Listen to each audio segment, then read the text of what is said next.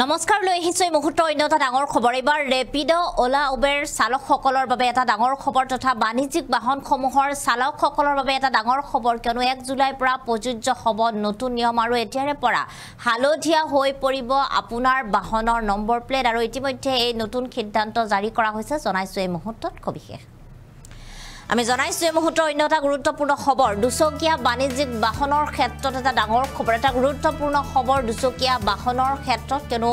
এবাৰ দুচকীয়া বাহনৰ ক্ষেত্ৰত অনা হৈছে নতুন নিয়ম দুচকীয়া বাণিজ্যিক বাহনত এতিয়াৰে পৰা হ'ব হালধীয়া নম্বৰ প্লেট এতিয়াৰে পৰা আপুনি হালধীয়া নম্বৰ প্লেট দেখিব আৰু 1 জুলাইৰ পৰা কাৰ্যকৰী হ'ব এই বিশেষ নিয়মটি 1 জুলাইত প্ৰযোজ্য হ'ব এই বিশেষ নিয়ম আৰু Assam motor physical aggregator rules আইনৰ অধীনত এই বিশেষ পদক্ষেপ গ্ৰহণ কৰা হৈছে আৰু ইতিমধ্যে যেটো এই নিয়ম জনোৱা হৈছে ৰেপিড' ওলা উবেৰ স্কুটি সকলোতে প্ৰয়োগ হ'ব এই বিশেষ নিয়ম যিসকল ৰেপিড' চালক আছে যিসকল উবেৰ চালক আছে যি খবৰ ৰেপিড' ওলা উবেৰৰ চালক আছে সেই চালকসকল তথা আন যিসমূহ বাণিজ্যিক বাহন আছে ইয়াৰ লগতে দুচকীয়া যিসমূহ স্কুটি আছে সেই স্কুটি চালকসকলৰ বাবে এটা ডাঙৰ খবৰ কিয়নো এতিয়াৰে পৰা আপোনাৰ বাহনত লগাব লাগিব আপুনি হালধীয়া নম্বৰ প্লেটৰ ব্যৱস্থা কৰা হৈছে ইয়াৰ পূৰ্বে আপুনি যি নম্বৰ প্লেট বৰ্তমান আপোনাৰ লগোৱা আছে সেয়া আপুনি সলনি কৰিব লাগিব আৰু 1 জুলাইৰ পৰা প্ৰতিখন বাহনতে দেখিবলৈ পোৱা যাব হালধীয়া ৰঙৰ নম্বৰ প্লেট আৰু ইতিমধ্যে Assam motor physical aggregator rules আইনৰ অধীনত এই বিশেষ পদক্ষেপ গ্ৰহণ কৰা হৈছে দুচকীয়া বাণিজ্যিক বাহনত এতিয়াৰে পৰা হ'ব হালধীয়া ৰঙৰ নম্বৰ প্লেট আৰু প্ৰতিগৰাকী দুচকীয়া বাহনৰ চালকসকলে এই বিশেষ নিয়মটি তেওঁলোকে মানি চলিব লাগিব ৰেপিড' চালকসকলৰ বাবে এটা ডাঙৰ খবৰ যিসকলে ৰেপিড' চলাই গুৱাহাটী মহানগৰীত বা আন ঠাইসমূহত আৰু ইয়াৰ লগতে ওলা তথা উবেৰৰ যিসকল চালক আছে যিসকলে এই কাম কৰি তেওঁলোকে নিজে জীৱন নিৰ্বাহ কৰি আছে সেইসকলৰ বাবে এটা ডাঙৰ খবৰ কিয়নো যি আইন আপোনালোকৰ ক্ষেত্ৰত প্ৰযোজ্য কৰা হৈছে বিশেষকৈ দুচকীয়া বাণিজ্যিক বাহন বুলি উল্লেখ কৰা হৈছে আৰু দুচকীয়া বাণিজ্যিক বাহনৰ ক্ষেত্ৰত এটা অতিকৈ গুৰুত্বপূৰ্ণ খবৰ খেয়া লাগিলে স্কুটিয়ে হওক খেয়া লাগিলে বাইকেই হওক আপোনাৰ বাহনখনত আপুনি লগাব লাগিব হালধীয়া ৰঙৰ নম্বৰ প্লেট আপোনাৰ বৰ্তমান সময়ত যি নম্বৰ প্লেট লগোৱা আছে সেই নম্বৰ প্লেট আপুনি চেঞ্জ কৰিব লাগিব আৰু তাৰ ঠাইত আপুনি হালধীয়া ৰঙৰ নম্বৰ প্লেট লগাব লাগিব আৰু 1 জুলাইলৈকে সময় দিয়া হৈছে 1 জুলাইৰ পৰা কাৰ্যকৰী হ'ব এই বিশেষ নিয়মটি আৰু প্ৰতিগৰাকী চালকেই মানিব লাগিব এই বিশেষ নিয়ম চাৰিচকীয়া বাহনৰ ক্ষেত্ৰত এই বিশেষ নিয়ম প্ৰযোজ্য হোৱা দেখিবলৈ পোৱা নাই আৰু ইতিমধ্যে এই নিয়মটি কেৱল মাত্ৰ দুচকীয়া বাণিজ্যিক বাহনৰ ক্ষেত্ৰত প্ৰযোজ্য হৈছে আৰু ৰেপিড' ওলা উবেৰ চালকসকলৰ বাবে এটা অতিকৈ গুৰুত্বপূৰ্ণ খবৰ আপুনিও হালধীয়া ৰঙৰ নম্বৰ প্লেট লগোৱা গাড়ী আপুনি নম্বৰ প্লেট লগাবলৈ সাজু হওক আপোনাৰ নিজৰ বাহনখনত আৰু এই মুহূৰ্তত আমাৰ হাতত কিছু মন্তব্য আছে সেই মন্তব্য আমি আপোনালোকক শুনাইছো Motor Vehicle Rules 2022 যেটো আপোনালোকৰ এগ্ৰিগেটৰ অৰ্থাৎ কাৰণে আচলতে এই ৰুলটো হৈছে মাননীয় মুখ্যমন্ত্ৰী ডক্টৰ হিমন্ত বিশ্ব শৰ্মা মহোদয়ৰ স্বনিৰ্ভৰশীল আঁচনিৰ অন্যতম এক ফচল ইয়াৰ জৰিয়তে যিকোনো শিক্ষিত নিবনুৱা যুৱক যুৱতীয়ে এখন বাইক টেক্সিৰ জৰিয়তে তেখেতে সেল্ফ এমপ্লয়েড হ'ব পাৰিব আৰু নিজে ফিল কৰিব I am proud to be a self employed গতিকে এখন স্বনিৰ্ভৰশীল নিজকে আচলতে স্বনিৰ্ভৰশীল কৰিবৰ কাৰণে এই বাইক টেক্সি এটা নতুন দিগন্তৰ অসম চৰকাৰ পৰিবহণ বিভাগৰ ফালৰ পৰা প্ৰৱৰ্তিত হৈছে অসমৰ মাননীয় মুখ্যমন্ত্ৰী ডক্টৰ হিমন্ত বিশ্ব শৰ্মা মহোদয়ৰ তত্বাৱধানত আমাৰ যিখিনি থলুৱা নিবনুৱা শিক্ষিত যুৱক যুৱতী আছে এখন বাইকৰ জৰিয়তে তেওঁ বাইক টেক্সি কৰক আৰু আমাৰ যিটো এগ্ৰিগেটৰ আছে ওলা উবেৰ পে ইণ্ডিয়া বায়ু ৰেপিড' ইয়াৰ অধীনত ৰেজিষ্ট্ৰেশ্যন কৰি নিজকে তাত স্বাৱলম্বী হওক আৰু সুন্দৰভাৱে চলাওক আৰু ৰাইজক যিটো যাত্ৰাৰ কাৰণে যিটো আমি শুভযাত্ৰা বুলি কৈছোঁ যাত্ৰাৰ সহায়ক হওক এই আঁচনিখনৰ জৰিয়তে এতিয়াৰ পৰা আমি 30 জুনলৈকে সময়সীমা নিৰ্ধাৰণ কৰি দিছোঁ 30 জুনৰ ভিতৰত সকলো বাইক টেক্সিয়ে তেওঁ নাম্বাৰ প্লেটটো য়েল্লো কালাৰ হ'ব লাগিব অৰ্থাৎ তেওঁ ট্ৰান্সপৰ্ট বাইক হিচাপে তেওঁ কমাৰ্চিয়েল বাইক হিচাপে ৰেজিষ্ট্ৰেশ্যন হ'ব লাগিব আৰু যিসকলে আচলতে য়েল্ল' কালাৰ হয় তেওঁলোকেহে আচলতে এই এগ্ৰিগেটৰ জৰিয়তে ৰেজিষ্টাৰ্ড হৈ তেওঁলোকে চলাব পাৰিব। 30 জুনৰ ভিতৰত মই সকলো আমাৰ ভাই বন্ধু যুৱক যুৱতীক অনুৰোধ জনাইছোঁ, বিশেষকৈ যিখিনি আমাৰ শিক্ষিত নিবনুৱা যুৱক যুৱতী আছে অগ্ৰাধিকাৰ পাব। যিখিনি ITI অৰ্থাৎ উদ্যোগিক প্ৰতিষ্ঠানৰ পৰা তেওঁলোক প্ৰশিক্ষণ লৈ আহিছে, স্কিল যিখিনি আছে তেওঁলোকক আমি বেছি অগ্ৰাধিকাৰ দিম। বাকীবিলাকেও পাৰিব, কিন্তু আমি এই ক্ষেত্ৰত আমাৰ ITI পাছসকলক আৰু অনৱাৰ্ডছ সেইখিনি বেছি অগ্ৰাধিকাৰ দিয়া হ'ব। আৰু নিজে এই আইনখন প্ৰৱৰ্তন কৰা হৈছে ৰাইজক সুৰক্ষাৰ স্বাৰ্থত। আপোনালোকে দেখিছে নিৰ্ভয়া কাণ্ডৰ পাছত কি ঘটনা হৈছিলে। এতিয়া চৰকাৰে সেইকাৰণে ভাৰত চৰকাৰ পথ পৰিবহণ মন্ত্ৰালয়ৰ নিৰ্দেশনাৰ অধীনত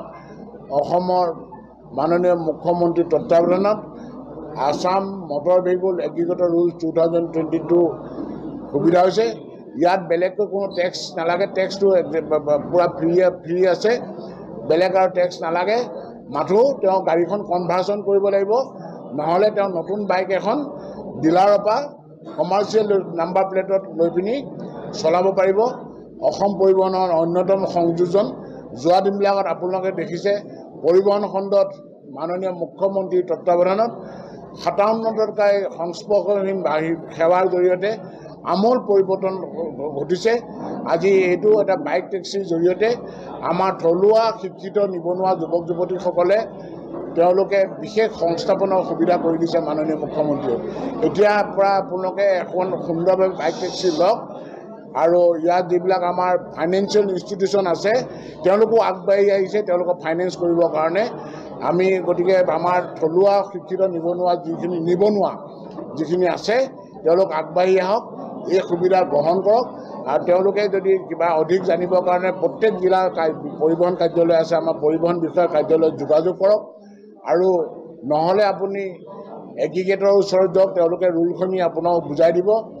আৰু নহ'লে আপোনাৰ যিখন জিলাৰ যিটো কোম্পানী, তেওঁ বোলে TVS কোম্পানী, হিৰো কোম্পানী, ইয়ামা কোম্পানী, বাজাজ কোম্পানী তেওঁ বাইকখন আছে, কেনেকৈ তেওঁ বাইক টেক্সি কৰিব, তেওঁ ডিলাৰজনক লগ কৰক। ডিলাৰজনকো আজিকালি গভৰ্ণমেণ্টে অথৰাইজ কৰি দিছে ৰেজিষ্ট্ৰেশ্যন অথৰিটি হিচাপে। ডিলাৰজনেও আপোনাৰ য়েল্ল' বাইক টেক্সি কৰি দিয়াত হোৱাৰ সুবিধা কৰি দিব। আৰু এটা কথা আপোনাক আকৌ কৈছোঁ, ইয়াৰ কাৰণে ছেপাৰেট কোনো বাইক টেক্সিৰ কাৰণে টেক্স বেলেগকৈ নালাগে, গভৰ্ণমেণ্টে সেইখিনিও এক্সেম্পটেড কৰি দিছে। গতিকে আজি আমাৰ এটা নতুন দিগন্তৰ সূচনা হৈছে অসম পৰিবহণত, আৰু সেইটো আচলতে আমাৰ মাননীয় মুখ্যমন্ত্ৰীৰ কাৰণে আজি সম্ভৱ হৈছে। এতিয়াৰ পৰা হালধীয়া ৰঙৰ বাইক টেক্সিবিলাক আমি 30 জুনলৈকে সময়সীমা দিছোঁ। সকলোৱে যাতে এইখিনি কালাৰটো তেওঁলোকে বাইক টেক্সি কৰিব লাগিব, আৰু নাম্বাৰ প্লেটটো য়েল্ল' কালাৰ হ'ব লাগিব। আজি আপোনালোকে দেখিছে যোৱা দিনবিলাকত আমাৰ যিবিলাক বাইক চলাইছে, বিভিন্ন ব্যক্তিয়ে বিভিন্ন বাইক চলাইছে, আৰু ৱেজবিলাক আমাৰ ওলা হওক, উবেৰ হওক, ৰেপিড' হওক, যিবিলাক এগ্ৰিগেটৰ আছে এই এগ্ৰিগেটৰবিলাকেও যধে মধে ৰেজিষ্ট্ৰেশ্যন কৰি দিছে।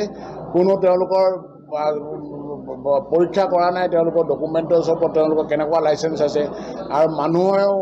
তেওঁলোকক ব্যৱহাৰ কৰিছে, মানুহেতো গম নাপায়। গতিকে কিন্তু যিখিনি এগ্ৰিগেটৰ তেওঁলোকৰ আচলতে ৰেছপনচিবিলিটি এইটো, তেওঁলোকে সঠিকভাৱে, কাৰণ এই আইনখন ৰাইজৰ কাৰণে, ৰাইজৰ সেৱাৰ কাৰণে আইনখন আগবঢ়াই দিছে। এই আইনৰ জৰিয়তে যিসকল যাত্ৰী ৰেপিড' হওক বা ওলাই হওক বা উবেৰ হওক বা বায়ু হওক বা আমাৰ আৰু 5টা আমাৰ যি এগ্ৰিগেটৰ আছে তাৰ অধীনত যোনে যাতায়াত কৰে বা যোনে আমাৰ বাইক টেক্সি হিচাপে চলায়, সেইবিলাকে এই যেতিয়া যাত্ৰী এজনক উঠাই নিয়ে, যাত্ৰীজনে ভাবিব সদায় সুৰক্ষিত, কিন্তু আচলতে তেওঁ যেতিয়া ঘটনা এটা হ'ব, আপোনালোকে দেখিছে দিল্লীত নিৰ্ভয়া কাণ্ডৰ পাছত কি ঘটনা হৈছে। সেইকাৰণে ভাৰত চৰকাৰ বৰ্তমানৰ মাননীয় প্ৰধানমন্ত্ৰী নৰেন্দ্ৰ মোদীজী, মাননীয় পথ পৰিবহণ মন্ত্ৰী নীতিন গাডকাৰীজী, অসমৰ মাননীয় মুখ্যমন্ত্ৰী ডক্টৰ হিমন্ত বিশ্ব শৰ্মা মহোদয় এইখিনি লৈ অধিক তৎপৰ, আৰু ৰাইজৰ সুৰক্ষাৰ স্বাৰ্থত এই আইনখন আজি আমাৰ বলবৎ হ'বলৈ গৈ আছে। Assam motor vehicle aggregator rules 2022 ইয়াৰ অধীনত আচলতে অগ্ৰাধিকাৰ দিছে যিসকল যাত্ৰী দুচকীয়া বাহনত যাতায়াত কৰি আছে, নিশাৰ ভাগত যদি কোনো এটা ঘটনা হয় তেতিয়াহ'লে এই এগ্ৰিগেটৰটোৱে তেওঁক সঠিক উত্তৰ দিব পাৰিব নাই, সঠিক তেওঁ যিখিনি ইনফৰমেশ্যন এবাউট দি টেক্সি সেইখিনি তেওঁ দিব পাৰিবনে অলপতে এটা গীতানগৰত ঘটনা হৈছে দেখিছে আপোনালোকে যিখন আচলতে বাইক ইউজ কৰিছে বাইকখনৰ সঠিক তথ্য তেওঁ এডুকেটৰজনে দিব পৰা নাই এতিয়া খুব বিপদ আসন্ন তেওঁৰ হৈ আছে আইনগত কথাখিনি মই নকওঁ এইটো পুলিচৰ তদন্তত আছে কিন্তু এনেকুৱা যাতে ঘটনা নহয় আৰু আমি বিচাৰিছোঁ অসম চৰকাৰ পৰিবহণ বিভাগ সকলো সময়তে ৰাইজৰ সুৰক্ষাৰ স্বাৰ্থত সকলো সময়তে আছে আৰু এই আইনখনে ৰাইজৰ সুৰক্ষাটো নিশ্চিত কৰাৰ কাৰণে আছোঁ আৰু ৰাইজলৈ অনুৰোধ আমি তেওঁলোকেও সহায় কৰক আৰু যিখিনি বাইকাৰ্ছ আছে আমি অতি কাটৰ অনুৰোধ ধৰিছোঁ কোনো বেলেগকৈ আপোনাৰ টেক্স নালাগে আপোনালোকে মাথো আগবাঢ়ি আহক আপোনালোকৰ যদি হিৰ' হয় বাজাজ আপোনাৰ ডিলাৰ তাত যাওক বা আপোনাৰ এগ্ৰিগেটৰ তাত যাওক দ্বিতীয় অফিচত আহক আপোনালোকৰ বাইকখন আপোনালোকে য়েল্ল' কালাৰ কৰি পিনি সুৰক্ষিত থাকক কাৰণ এইটো আইনখনে আপোনাক সুৰক্ষা দিব যদি ঘটনা এটা হ'বলৈ হয় কিবা এটা পথত ঘটনা হয় আপুনি কোনো ধৰণৰ ইঞ্চুৰেঞ্চ ক্লেইম নাপাব চৰকাৰৰ কোনো সাহায্য নাপাব গতিকে মই কাটৰ অনুৰোধ জনাইছোঁ সকলো বাইকাৰ্ছ মোৰ ভাই বন্ধুবিলাকক বা বান্ধৱীবিলাকক আমি ভাই আৰু ভণ্টিবিলাকক অনুৰোধ জনাইছোঁ আহক আগুৱাই আহক আপুনি যদি এখন বাইক চলাই নিজকে উপাৰ্জন কৰিবৰ কাৰণে এটা ৰাস্তা বিচাৰিছে সঠিকভাৱে আপুনি বাইক টেক্সি কৰি চলাওক নিজকো আপুনি সংস্থাপন দিয়ক